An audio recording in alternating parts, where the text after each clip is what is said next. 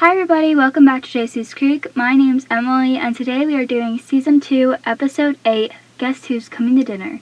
And this came out on November 24th, 1999. If you would like to get in contact with me at any point of this episode, which it would be on Instagram, that's Witter and Potter, on TikTok, that's Pacey and Joey, and on the YouTube channel, that's Jacey's Creek Podcast. And without further ado, let's get into it. So, the first scene that we have is Pacey. And I will say that this episode is not based off of Pacey or Joey.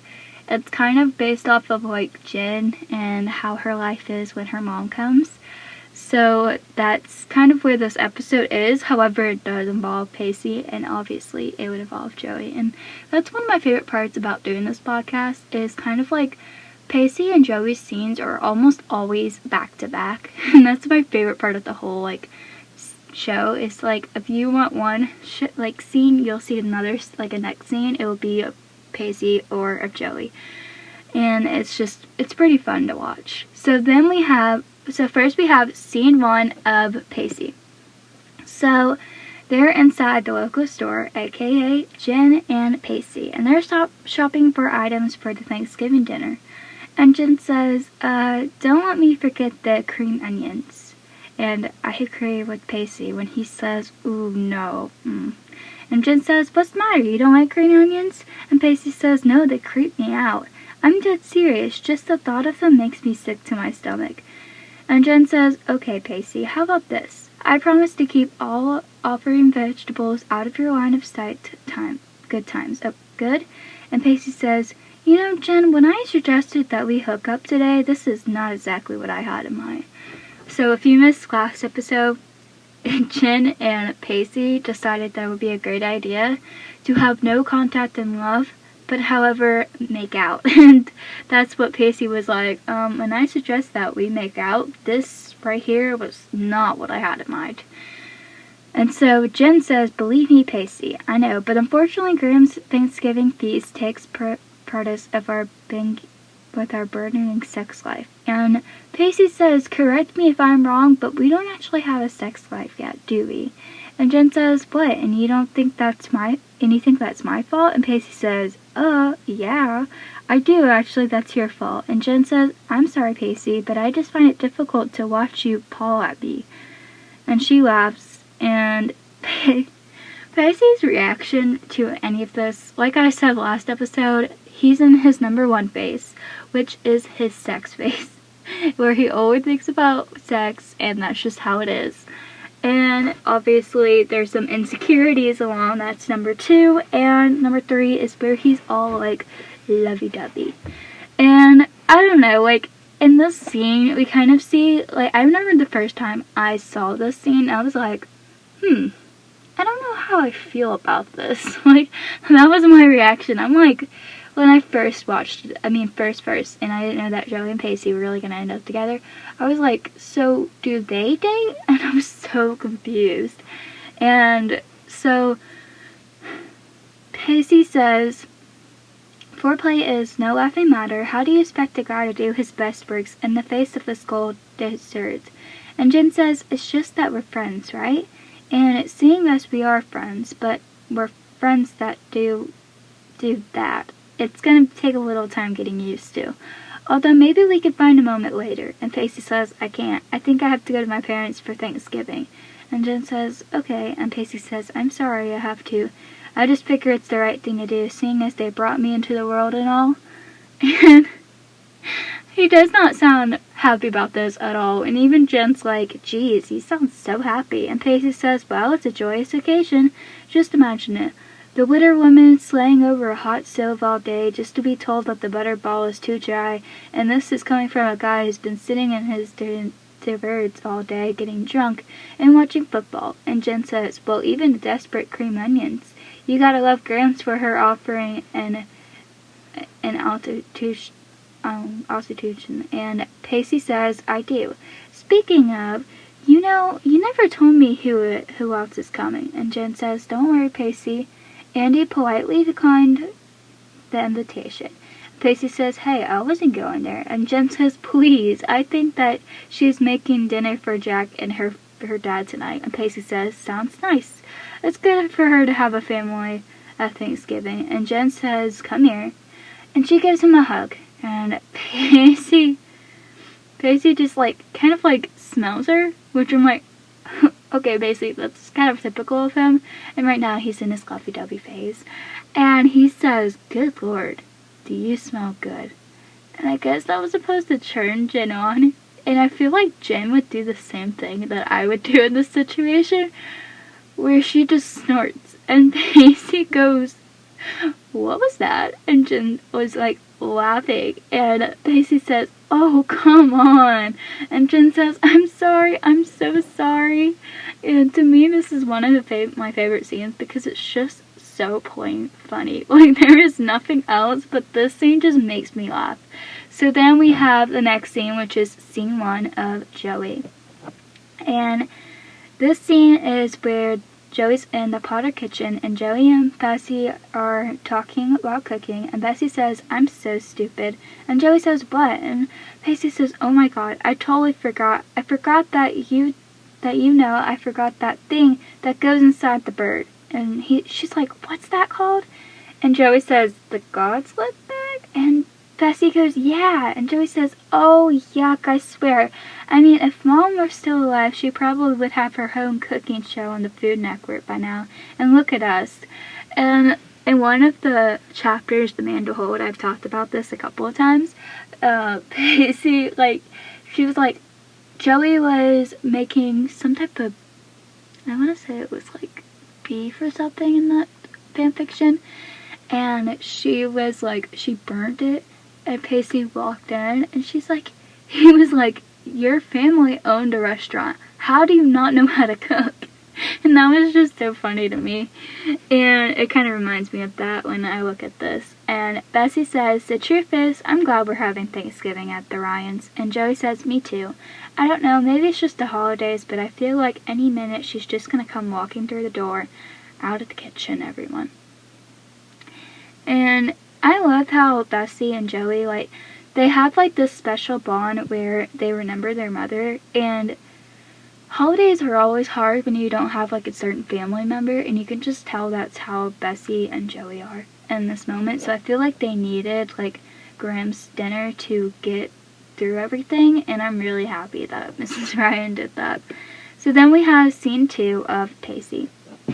And he's outside of Graham's house, and Pacey is riding up on his bike when Jack and Andy arrive. And Jack says, hey Pacey, happy Thanksgiving. And Pacey says, yeah, you too, man, happy Thanksgiving. And he goes, happy Thanksgiving, Andy. And Andy says, you too, Pacey. And Pacey says, I thought you were spending the afternoon with your dad. Jack says, well, plan A, but he got stuck in Chicago. Any other dad would have the plane, train, and automobile, anything to see their kids, but not Joseph McPhee. And Andy says, you know what, Jack? I'm sure he did everything that he could. And Pacey's like, okay, well, I'm just gonna ask Andy a question. What'd you bring, Andy? And Andy says, apple pie.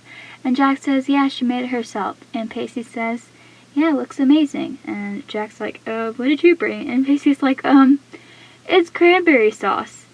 In a can.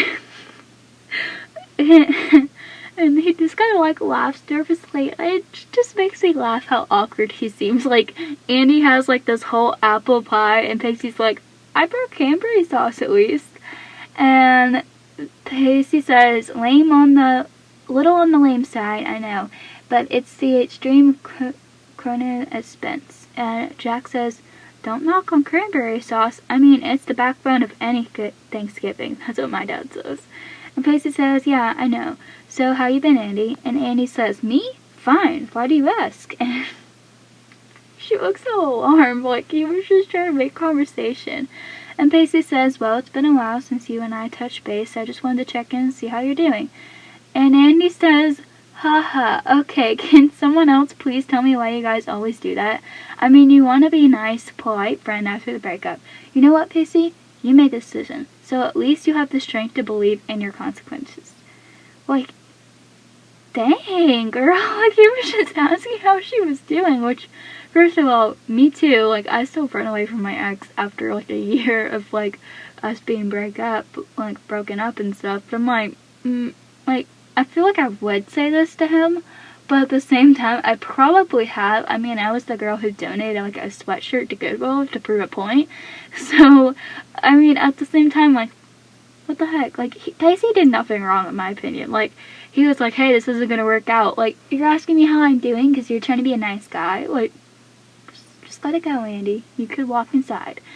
And Pacey says, you're right, you're absolutely right, listen, Jack, I think I'm gonna mosey, you know, I'm just gonna get my second stop on my Cape Side tour of Thanksgiving. And Andy realized that he's gonna leave, and Andy says, no, you know what, we were the ones who came last minute, so really, we should be the ones to. And Pacey says, no, Andy, I wouldn't do that. And Andy says, I should be the one to leave. And Jack says, you're not going anywhere, and neither are you, okay? It's Thanksgiving. Now, it was pretty cool of Grams to host this group of misfits. If you two can't get over your history for a couple of hours, enjoy a company of friends, you should be eating a TV dinner under a bare light, okay? So get over yourself. And he's like, God. And I thought it was awkward to see, like, Pacey and Andy fight over this, but I love how Jack is like, just get over it. Like, Jack is like, what do you think? He's just like, you get over yourself, and you get over yourself, and just walk in because Grams is doing nice today. Like, she's doing something actually nice, and you two are ruining it. So then we see scene 1 of Pacey and Joey. And so they're outside, and Joey, Bessie, Mitch, Gail, and Dawson arrive. And Gail says, look who's here, look at this guy. Alexander, you're so big, happy Thanksgiving. And Bessie says, happy Thanksgiving, and Joey says, happy Thanksgiving. And Gail was like, screw you guys, I'm still talking to the baby here. And she says, you're getting so handsome. And Joey says, it's weird to see your parents here together. She's talking to Dawson.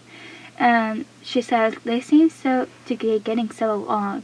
And Dawson says, so it would appear. Which he knows that they're not getting along. And so Graham says, hi everybody, happy Thanksgiving, come on in. And Jen says, alright everybody, coats. And we see Pacey behind Joey talking to Mitch. So I feel like it was kind of like one of those intro things. So then we have scene 2 of Joey. And so this scene goes on where they're in Graham's kitchen, and Graham's is there, and Joey and Dawson enter, and Jen follows shortly behind, and Joey says, is there anything we can do to help you, Mrs. Ryan? And Graham's replies back with, pray. And I'm like, oh, okay, alright, Grams. And Jen says, got anything in particular? Like, I love the humor in this. And Graham says, general prayer would be fine. And Dawson says, Jen? And Jen says, hey. And Dawson says, rumor has it your mom's in town. And Jen says, yeah. And Dawson says, are we going to get a chance to meet her?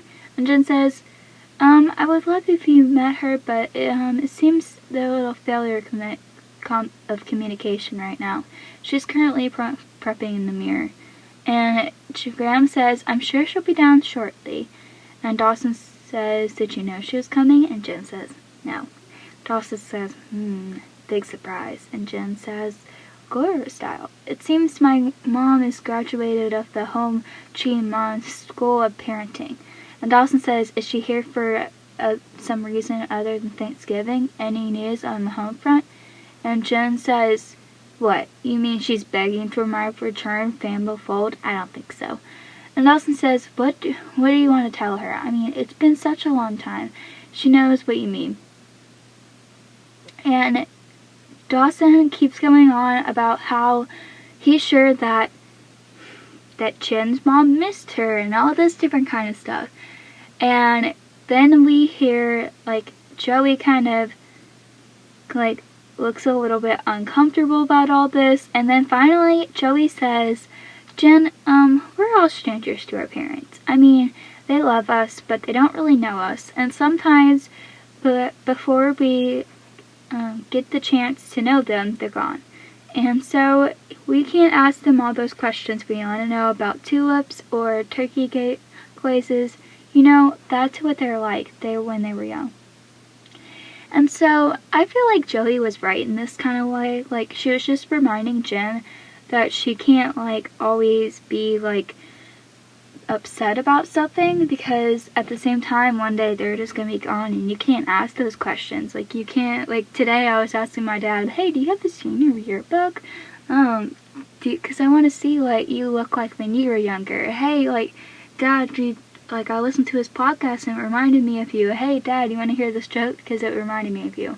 And it was like little things like that that I know one day I will miss so dearly. And I know I feel like a little kid saying all those different kind of things, but at the same time, like, it means the world to me to be able to talk to my dad like that. And so I know I know how Joey feels, because at the same time, like, I can't ask my mom about those questions. Not because she's, like, passed away or anything, but because she's not in my life. And if I do ask those questions, it's a little bit awkward, because I'm like, oh, hi, I don't really know you because you're a complete stranger, but, well, what was your senior year like? What was this like? What was that like? And she probably wouldn't give me the same answer as my dad, because she doesn't really know us, like my brother and I, and she's a complete stranger to me. So I know how Joey feels in that aspect, and Jen apologizes, and Joey says it's okay, and Jen says, no, I am totally, and Joey says, no, look, what I'm trying to say is, why don't you give her a chance? She's your mom, and, the reality is, you know that she came here to talk to you, and she wants to be with you, and I think you owe her that much. And I think Joey was very right, because it was kind of like, Jen just needed, like, an eye-opener, and Joey was that person. So then we have scene 2 of Pacey and Joey, and so there is, like, Grimm's porch, and Andy is watching Pacey and Jack set up the table, and Joey comes out. And Joey says, it's getting easier, you know? And Andy says, but it gets easier, you know? And Andy asks, what does? And Joey says, being in the same room with him. And it cuts to Jack and Pacey says, does she ever ask about me? And Jack says, what do you think? Pacey says, I'm thinking she probably hates me right about now. And Jack says, only every other day. And it cuts back to Andy and Joey, where Joey says, Andy, as a veteran of multiple breakups with the same boy. You only had 2 breakups with the same boy, but okay. She says, I know what you've been going through, and I just wanted to let you know that the dark nights will pass eventually, and you will have peace. And Andy says, wish I could believe you, Joey, because sometimes it's unbearable, and it's just like this feeling of uncomfortable in your own skin. And I like to keep busy, because if I stop, even for a minute, all I can think about is how badly I hurt him and how badly I got hurt. And then it cuts to Pacey and Jack, where Jack says, well, if it's no judgment, it's the fact, you broke my sister's heart. And Pacey's like, she broke mine. And Jack says, okay, so imagine how much pain she's in. And Jack is trying to, like, remind Pacey of how much pain Andy's in, and Pacey's like, think about how much pain I'm in, and he's like, exactly, that's how much my sister's in pain. And so then it cuts back to Andy and Joey, where Andy says, so you guys have gotten pretty good friends lately. And Joey says, yeah, Pacey's a doofus, but, you know, he has his moments. And Andy says, so does he talk about me? And Joey says, not really, Andy. You know Pacey. If it came to with his clever quits about something, he's got sense. The way he feels about you, he keeps that close to his heart. It's really precious to him, Andy. Which, I know, I like how Joey says that, because it's like she knows Pacey in a certain way. Like, she knows that Pacey would never talk about that kind of thing with her. But at the same time, I love how Andy just knows that they're close, because obviously, with a couple episodes back, but I love how she calls him like a doofus. Like, he's a doofus sometimes, but he can have his moments. So I feel like with the number 3 that I was talking about, where he's all lovey-dovey and all this different kind of stuff, it's more like Pacey is just so, like, he's very romantic in a sense, but like, the people that he loves, he keeps it close to his heart. And so, I love the part where Joey says, as a person who has been through multiple breakups, I will say it does get easier. She's like, with the same boy. But I'm like, you only broke up with Dawson, like, twice. Girl, what are you talking about? Like, that's what I feel like. Am I supposed to feel an emotional connection right here? Because right now I don't. And so, for Pacey and Andy, I kind of feel bad for them because it's just kind of like a typical breakup. Like, does she talk about me? Does he talk about me? And then, like, all together, but at the same time, like, it's really just the fact that you just need to get over each other. So then we have the next scene where all of them, including Pacey and Joey, are sitting around the table, and Grams gets up and gets everyone's attention by tapping on the glass, and Grams says, and now a favorite part of the meal. Shall we all stand and join hands? Dawson, Larry, would you begin? And Dawson says, sure. I would like to give thanks for wonderful food that is on our table. And Pacey says, indeed. And Olive says, hear, hear. And Mitch says, great cranberries. It was literally just a can of cranberries that Pacey brought. Which, I don't know, like, I feel like they should have made Pacey more of a cook, because later he does become a cook. And I'm like, right now he's just eating cranberries, and later he's gonna be a whole chef. So, we have to start somewhere, don't we? And so, Dawson laughs at his dad and says, I would like to give thanks for the opportunity to gather with my friends and family, whose best of all worlds are in the same of mine. And Pacey says, well, I think I'd like to pass all my thanks along to the ladies of the Ryan brood, who made an outstanding meal and an afternoon of peace, both of which is lacking from the noisy, dysfunctional family feast I'll be having in about 45 minutes. Only Pacey would make that speech in, like, a prayer, or, like, a little, like, gathering around. He's like, thank you, Mrs. Ryan, for letting me have this moment of peace in my life, because in about 45 minutes, that would not be happening. And I just love that part, because we can just, like, it makes me laugh almost every single time I, like, watch that scene. And so Andy says, first of all, I'd like to thank Miss Bryan for her kindness and for welcoming me into her home at last minute. And Graham says, of course, dear. And Andy says, I guess what I'm most thankful for is friends. All of you around this table have helped me in so many ways that you'll never know, and without you, I'd be lost. And Jack says, I like to give thanks for the kind of people that take strains into their life, and the kind to people who it doesn't matter whether or not you're family, just that you have a home. And so in a way, like, this is my thought in this. I'm like, do people actually do this? Because I don't. Like, we just eat. We're like, hey, how's it going? Oh, your life's doing good? Okay, eat. Like, that's what my life is. I'm like, is there ham? Like, that's my process.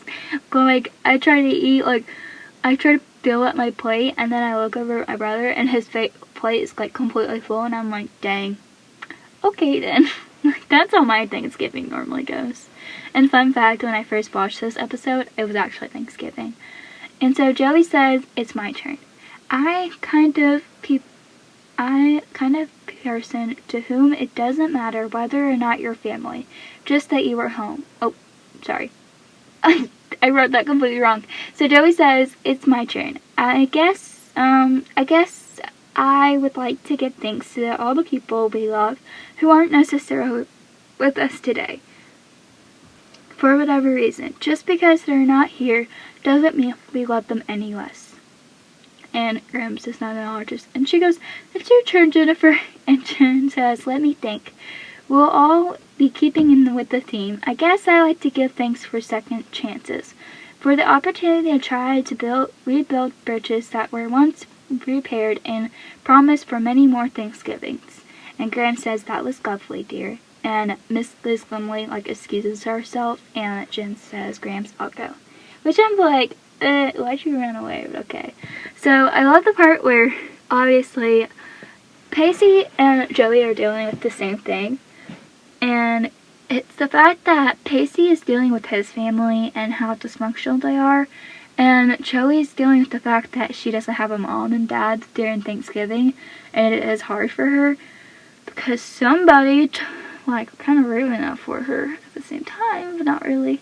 And so for this, they're both dealing with the same thing. It's just two separate things, and it's hard. It's kind of a hard Thanksgiving for them. And so then we have scene 3 of Joey, where they're at at another table. Bessie is standing with Alexander and she's getting ready to go when Dawson comes up to them and Bessie says, well, he had it. It's definitely time for us to go. And Joey says, I'm going to say goodbye to everybody.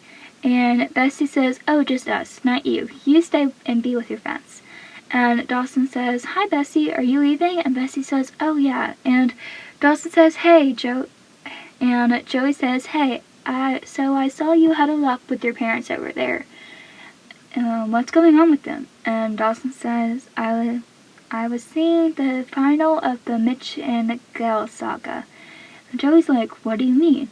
And Dawson says the divorce is final. The Learys at Cape Side are officially finished as a family. And Joey says, you know how sorry I am. And Dawson says, I know. And Joey says, so what do you think? What did you do when you told them? And Dawson says, I really let them have it this time. I looked them both in the eye and I said, congratulations. And Joey says, good for you, Dawson. And Dawson says, but I figured after a year of a vague but ending, and a decision is a good decision, right? And Joey says, mm-hmm. And Dawson says, besides, the only house we ever have here, we made it ourselves. And Joey says, I know what you mean. And Dawson says, so, do we actually have to cut loose tonight? Yeah, after all, teenagers wanting destruction ways. And Joey says, what did you have in mind? And Dawson says, sex, drugs, and rock and roll. Or maybe we could just sit right here and have a mind-blowing 3-hour conversation. So again, sometimes the episodes act like Dawson and Joey like each other, but in other episodes, they don't. Last episode, they basically hated each other, and they were, getting on each other's nerves because one person loved each other while the other person didn't. And it's just kind of weird to me, we don't even act like that happens now. So then we have the next scene of Pacey, where Pacey is being dragged out by Jen. And Jen says, come on, come here. And Pacey's like, where are we going? And Jen says, to garden shed to play in the plotting spot. And Pacey's like, did I miss something here? And Jen says, no, we agreed to be available at moment notice. Besides, don't you like getting dirty? And Pacey says, I do, but you see, I don't want to sound like the prude here, Jen, but I really can't do this right now. And Jen says, come on, Pacey, I said that without certainty that there was no giggling right now. And Pacey says, you just need to find Kevin, I need a moment to catch up. And Jen says, Pacey, our arrangement presents any source of emotional foreplay. And Pacey says, yes, it does, which in a sense also precludes the idea of angry sex. Now you're going to tell me what happened back there with your mom? And Jen says nothing. Okay, long story short, like mother, like daughter. Seems that I'm not the only girl in the Lindley family who can't say no. And Pacey says, well, wake up and smell the sanity, Mom. And Jen says, my sentimental exactly. I plan to file under. I wish I never knew. And Pacey says, I won't be so hasty. And Jen says, what, Pacey? And Pacey says, for what it's worth, as a guy who just gone this myself, what happened to you is a defining moment. When you come to see your parents as human beings with their own problems, it's oddly kind of liberating. When you realize they're way more messed up than you are, it's not worth your time or energy on desperate them for you. So I think this goes back to season 2, episode 22, where Pacey and his dad had that moment where they had fought and had to deal with their what they were, how father and son were together. And I feel like it was one of those episodes where Pacey and his dad never really changed, but at the same time I feel like Pacey gained some type of something from his dad that he never knew he had. And so this is where now it comes where he's like, it's not worth your time fighting over your mom, because when you realize that your mom is human, it comes in a whole different way. And so obviously Jen will take that to heart as she wants to, but he was like, this is a moment that you're never going to forget, because as hard as it is right now, it's not worth your energy and it's not worth your time. And I love how Pacey says that, because he doesn't take her and go, oh yeah, like, we should have sex. He, like, stops her. He knows that this is gonna, like, be it. And he's like, I don't want to sound like a prude, but we can't do this because you're angry. And she's like, but you told me that you were gonna be here every single, like, time. And he was like, yeah, but angry sex, not it. Like, this can't happen. And I just love how he really, like, tells her no, because he doesn't want her to get hurt later. And that's one of the reasons why Pacey Witter is one of my favorite characters, because he knows, like, when a woman is upset, she shouldn't have sex, and he doesn't want to take advantage of her and her emotions, which I also feel like he did a good job with that with Andy too. Like, he just never wanted to take advantage of someone who didn't want to do it with him. And we can just ignore season 1 with Miss Jacobs. So then we have scene 4 of Pacey. And a little later, Pacey is riding his bike because he went home and he's coming back and it's nighttime, where Jen is walking to the group around the fire. And Jen says, Pacey, what are you doing here? And Pacey says, I couldn't do it. You know, I got to the front door and I thought to myself, what the hell am I doing here? I mean, honestly, who would rather spend my time with my family who thinks I'm an idiot, or my friends who thinks I'm an idiot? And Jen laughs and says, well, I'm glad you're here. Pacey says, yeah, that's no hard feelings for this afternoon. And Jen says, except for the utter embarrassment. No, I'm sorry about what happened. And Pacey says, sorry, there's no need to apologize. I know it may be hard for you, but not every day that a beautiful woman throws herself at me. Which I do love that Pacey says that to, like, make her feel better. And again, it's one of those moments where he just knew, like, yeah, like, she was, like, throwing himself on her and that kind of stuff, but for him, it was just one of those moments where you could, like, tell that Pacey generally just did not want Joey to regret it.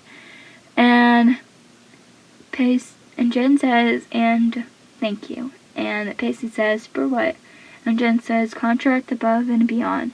And Pacey says, it was nothing. And Jen says, Pacey, you're a 16-year-old boy. That must have taken some superhuman restraint. And Pacey says, oh, Jen, you have no idea. It's just like one of those funny moments where you could just tell that Jen and Pacey were really meant to be friends.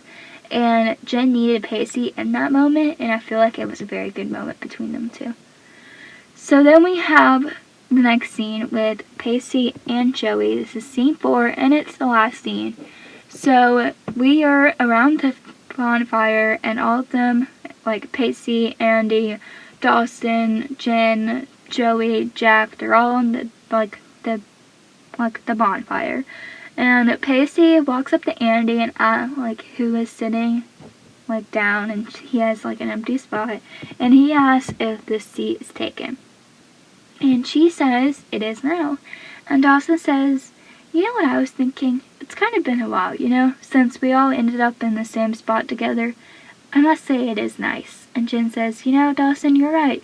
I feel like I'm in the middle of Charlie Brown Thanksgiving special. Which I love when Jen says that. Like, that is an iconic line. And Andy says, of course, oh, I love that one. That's where they're eating all the ping pong table, but they keep collapsing and they end up making popcorn. And Joey says, yeah, well, I think the group hug is a little premature, however. I'm sure we'll find a way to be extravagant in no time. And Dawson says, well, before we do, I would like to say that the world where people who raise to end up letting you down, it's an honor and privilege to have you guys turn out. And Jay says, I can't wait for the Oscar speech. I mean, there's going to be no dry eyes in this house. So that is the end of this episode. However, I do like how Joey and Dawson were not like, are we lovers? Are we not lovers? Oh, we love each other. Oh, we don't love each other. Like, I'm glad that wasn't, like, from last episode, it was just repetitively, and I'm like, is this episode gonna end? However, I do love how Joey was doing with her own thing, like I said, with her parents, and how everything was going. And there was like a little like scene where Andy asked Joey like how Pacey's doing, that kind of stuff, and she calls him a doofus. That's still my favorite part of this episode. And lastly, I do love how Pacey just knows, like, yeah, Andy and him are going to take a long time to not love each other again like they once were. However, it was one of those moments where he didn't take advantage of Jen because he was feeling bad about Andy or his family. He let Jen process his emotions just like he let Andy process her emotions, and he didn't back down just because Andy did not want him. And I feel like this episode, it really showed how mature Joey and Pacey can be at the moment. And so I'm really excited for next episode because that one is Four to Tango. So we're gonna catch that next time. So if you like this episode, please make sure to subscribe on the YouTube channel. That's Jacey's Creek Podcast, where I post every Friday, Saturday, and Sunday. There's also other platforms that you can listen to, such as Spotify, Apple Podcasts. Make sure to review this podcast with kind words, please, only. Make sure you comment, subscribe, share, whatever you need to do. And also, you can catch every episode again on Friday, Saturday, and Sunday. I would love to hear your thoughts on Instagram. That's Witter and Potter. And my TikTok is Pacey and Joey. I hope to see you guys again at Friday and Saturday and Sunday. I love hearing your guys' thoughts, so please make sure to comment down below. Bye guys.